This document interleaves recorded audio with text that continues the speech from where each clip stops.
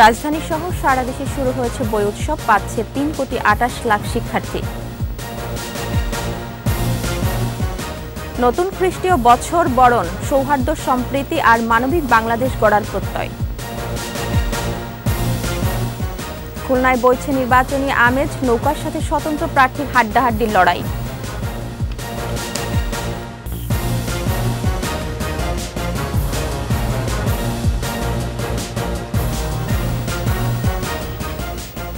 সবাইকে ইংরেজি নতুন বছরের শুভেচ্ছা।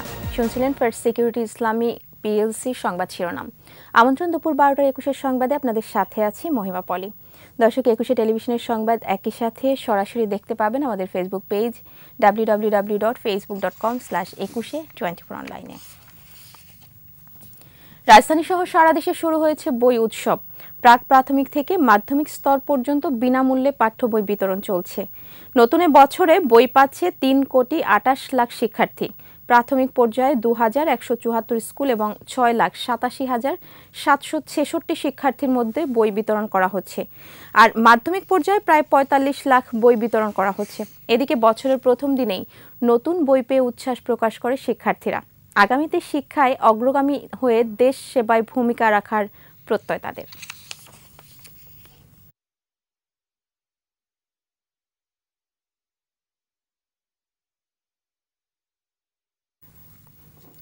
অর্থনৈতিক সমৃদ্ধি শুধু নয়, নতুন বছরে সৌহার্দ্য, সম্প্রীতি আর মানবিক বাংলাদেশ চায় যুব সমাজ। ক্ষয়ে যাওয়া মূল্যবোধ আর বিপর্যস্ত নৈতিকতা ফেরানোর স্বপ্ন দেখে নতুন প্রজন্ম। পরমত সহিষ্ণুতার পাশাপাশি প্রগতিশীল শিক্ষা জোরদারের দাবি বিশেষজ্ঞদের। কামরুজ্জামানের ক্যামেরায় আদিত্য মামুনের প্রতিবেদন। ক্যালেন্ডারের পাতা থেকে খসে পড়ল আরেকটি বছর। সোনালী অতীত পেছনে ফেলে নতুন প্রত্যয়ে আবারও সুখ দুঃখের হিসাব মেলাতে ব্যস্ত হয়ে পড়বেন সাধারণ মানুষ।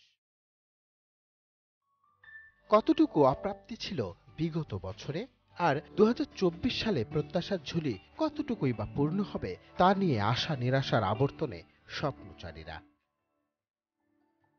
গেল 2023 সাল ছিল দূর স্বপ্ন কাছে আসার বছর। কাঙ্ক্ষিত অনেকগুলি প্রকল্পের সুফল পেতে শুরু করেছে এবছরই। অবকাঠামোর পাশাপাশি অর্থনৈতিক সাফল্যে বেড়েছে জনসন্তুষ্টি। এই উন্নয়নটির সাথে সাথে আমাদের মনোজাগতিক উন্নয়ন, আমাদের মনোজাগতিক যে স্তর, সেটির বিকাশ, সেটি এখন বেশি প্রয়োজন। সর্বস্তরে বৈষম্য দূরীকরণ, বাজার ব্যবস্থা, শিক্ষা ও সেবা খাতের সার্বিক উন্নয়নে বিশেষ নজর দেওয়ার পরামর্শ বিশিষ্টজনের।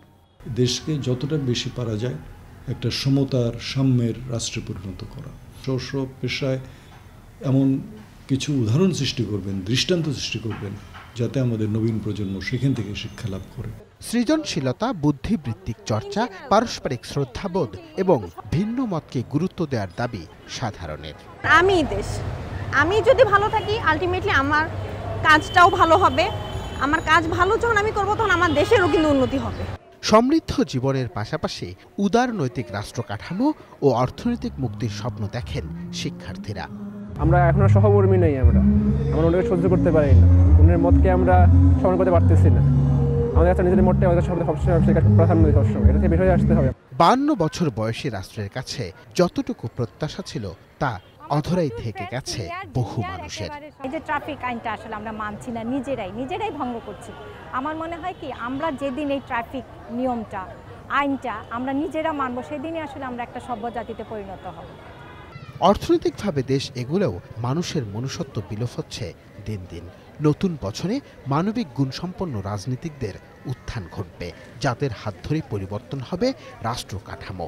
আশা বিভিন্ন শ্রেণী পেশার মানুষের।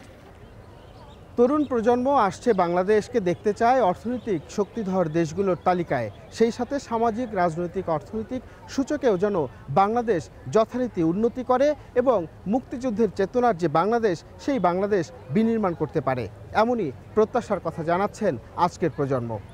আদিত্য মামুন, 21 টেলিভিশন, ঢাকা। খুলনা জুড়ে এখন নির্বাচনী আমেজ। ভোটের দিনের জন্য আগ্রহ নিয়ে অপেক্ষায় আছেন নতুন ভোটাররা। জেলার 6টি আসনের মধ্যে 3টিতে নৌকার প্রার্থীর সঙ্গে আওয়ামী লীগেরই স্বতন্ত্র প্রার্থীর হাড্ডাহাড্ডির লড়াইয়ের আভাস মিলেছে। তবে খুলনা 1 আসনে ননীগোপাল মণ্ডল, 2-এ বঙ্গবন্ধুর ভ্রাতুষ্পুত্র শেখ সালাউদ্দিন জুয়েল এবং 3-এ SM কামাল হোসেন অনেকটাই নির্ভর। মহেন্দ্রনাথ সেনের তথ্য ও ছবিতে বাকিটা জানাচ্ছেন মানিক শিকদার। রূপসা আর ভৈরব পাড়ের জেলা খুলনা দেশের ব্যস্ততম নদী বন্দরগুলির মধ্যে অন্যতম। সুন্দরবনের প্রবেশদ্বার খুলনা গত 1.5 দশকে একেবারেই বদলে গেছে। পদ্মা সেতুর কারণে রাজধানীর সাথে সড়ক ও রেলপথে দূরত্ব কমেছে। মোংলা রেল সেতু উন্নয়ন অগ্রযাত্রায় আরেকটি মাইলফলক। উন্নয়নের পালকে যোগ হয়েছে শেখ হাসিনা মেডিকেল বিশ্ববিদ্যালয়, ক্যান্সার হাসপাতাল, ডেন্টাল হাসপাতাল, আধুনিক শিল্পকলা academy, Sheikh Russel eco park. শিল্প বাণিজ্যের শহর খুলনাকে এখন বলা হয় বাংলার কুয়েত সিটি। তাই এবারের ভোটে উন্নয়নের সাথেই হাঁটতে চায় জেলার ভোটাররা। আমি সাথী ধরনের ভোট দেওয়ার জন্য খুব এক্সাইটেড। খুলনাবাসীর বিভিন্ন দাবি দাবাগুলো যেগুলো এখনো একটু অসমাপ্ত আছে, এই দাবিগুলি পূরণ হবে এটা আমি আশা করি। খুব ভালো পরিবেশে একটা নির্বাচন হবে, এটা আমরা সবাই আশা করি। এবার খুলনা 1 আসনে নৌকার প্রার্থী সাবেক এমপি ননীগোপাল মণ্ডল অনেকটাই নির্ভর। স্বতন্ত্র হিসেবে লড়াইয়ের মাঠে আছেন সাবেক সচিব প্রশান্ত কুমার রায়। প্রার্থী দিয়েছে জাপা ও তৃণমূল বিএনপি। খুলনা 2-এ নৌকার প্রার্থী বঙ্গবন্ধুর ভ্রাতুষ্পুত্র শেখ সালাউদ্দিন জুয়েলের বিরুদ্ধেও শক্ত কোনো প্রতিদ্বন্দ্বী নেই। ভবিষ্যতে খুলনার উন্নয়নের জন্য আমরা আরও অনেক ভূমিকা রেখেছি। আমরা এই খুলনা বাইপাস আমরা 4 লেন করব এবং আমাদের মোংলা পর্যন্ত আমরা 6 লেন করব এবং এই ভৈরব রূপসা নদী আমরা খনন করব। খুলনা 3-এ শ্রম প্রতিমন্ত্রীর বদলে এবার নৌকা নিয়ে লড়ছেন আওয়ামী লীগের কেন্দ্রীয় সাংগঠনিক সম্পাদক SM কামাল হোসেন। এখানে স্বতন্ত্র প্রার্থী ফাতেমা জামান সাথী ছাড়াও জাকের পার্টি, জাতীয় পার্টির প্রার্থী রয়েছে। খুলনা 4-এ সাবেক ফুটবলার আব্দুস সালাম মুর্শিদির এবার চ্যালেঞ্জের মুখে পড়েছেন। ভোটের মাঠে আছেন সাবেক হুইপ প্রয়াত SM মোস্তফা রশিদি সুজার ছোট ভাই SM মুর্তজা রশিদি দ্বারা। বিভিন্ন লোকরে সন্ত্রাসী হুমকি ধামকি দিচ্ছে যে আপনারা কেউ ক্যাটলি মার্কার কাজ করতে পারবেন না। আমি আশাবাদী, আর বাকিটা উপর আল্লাহর ইচ্ছা। খুলনা 5-এ সাবেক প্রাণী সম্পদ মন্ত্রী নারায়ণ চন্দ্র চন্দ্রের সাথে ফুলতলা উপজেলা চেয়ারম্যান পদ ছেড়ে ভোটের লড়াইয়ে নামা আকরাম হোসেনের মধ্যে কঠিন লড়াইয়ের আভাস মিলেছে। 6-এ নৌকার প্রার্থী রশিদুজ্জামানের সাথে নিজ দলেরই স্বতন্ত্র GM মাহবুবুল আলমের তুমুল লড়াই হবে। ভোটারদেরকে ভালোভাবে উপস্থিত করাতে পারলে আমি শতভাগ আশাবাদী যে আমি এই নির্বাচনে জয়লাভ করব।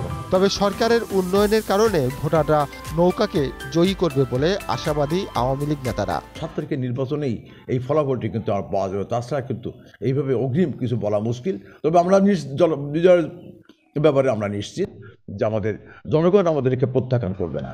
7 জানুয়ারি জেলার 19,99,881 জন ভোটার তাদের পছন্দের প্রার্থীকে ভোট দিয়ে সংসদে পাঠাবেন।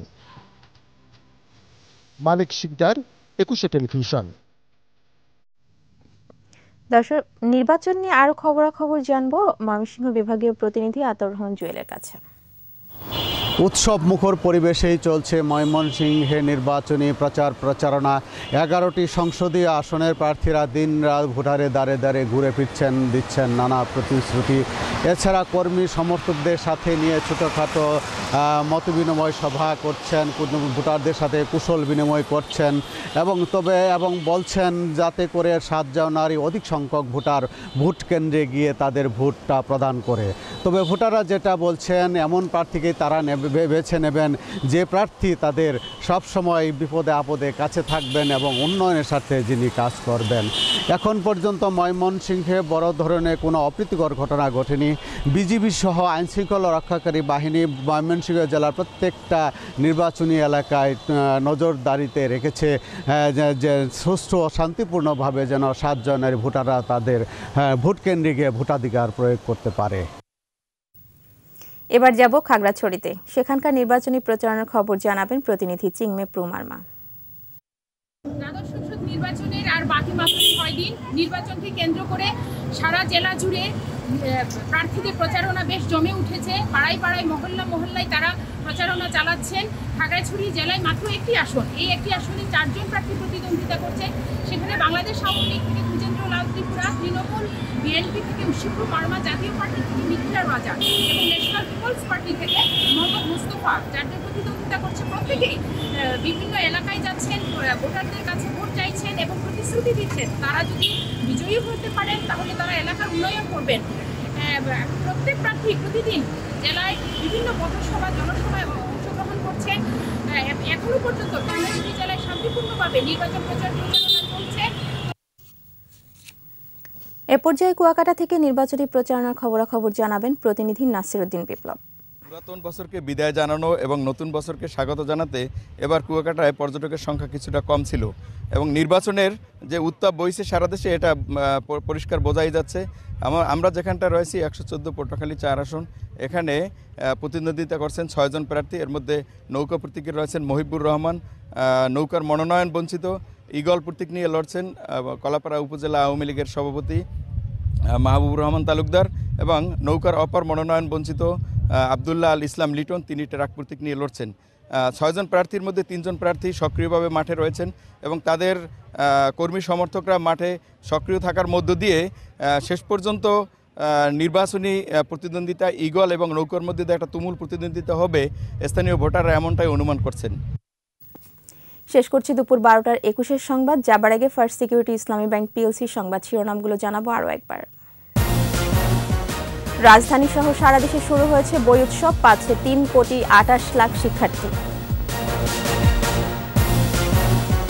নতুন খ্রিস্টীয় বছর বরণ, সৌহার্দ্য, সম্প্রীতি আর মানবিক বাংলাদেশ গড়ার প্রত্যয়।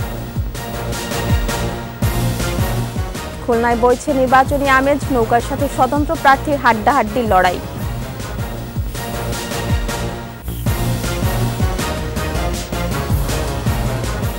সর্বশেষ খবর জানতে ডায়াল করুন 2021 নম্বরে আর ভিজিট করুন 21htv.com এই ওয়েবসাইটে। এছাড়া ফেসবুকে ভিজিট করতে পারেন facebook.com/2124 অনলাইনে। এতক্ষণ সাথে থাকার জন্য ধন্যবাদ। আমাদের পরের সংবাদ দুপুর 2টায় দেখার আমন্ত্রণ রইল। 21-এর সাথে।